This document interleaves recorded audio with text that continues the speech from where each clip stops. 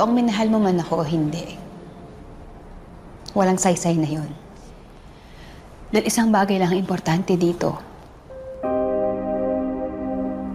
Niloko mo ko.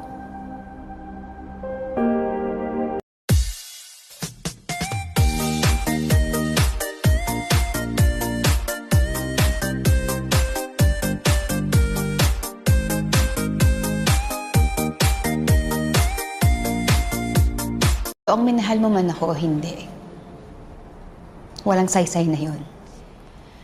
Dahil isang bagay lang ang importante dito. Niloko mo ko.